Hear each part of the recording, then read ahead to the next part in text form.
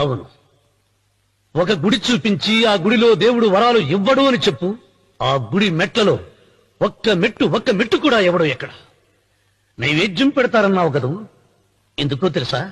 పెట్టిన క్షీరాన్నాలు, దద్దోజనాలు, పులిహోరాలు మనం మెక్కుతామని తెలిసి, అదే దేవుడు తింటాడని తెలిస్తే శనగ చెక్క, ఒక బెల్లపు ముక్క కూడా పెట్టరా. వెంట్రుకలిస్తారన్నావు కదూ, దేనికి? మళ్ళీ ములుస్తాయన్న ధైర్యంతో గుండు గుట్టించుకున్నాక జన్మలో ఒక్క వెంట్రుక కూడా మొలవదు అని చెప్పు. ఒక్కడు కూడా గుండు గుట్టించుకోడు. నా దృష్టిలో భగవంతుని పూజించే వాళ్ళు రెండు రకాలు. భయంతో పూజలు చేసేవాళ్ళు, ఆశతో మొక్కేవాళ్ళు.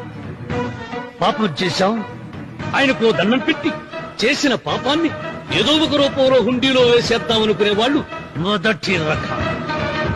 మొక్కితే ఏదో దక్కుతుందని ఆశపడేవాళ్ళు రెండో రకం.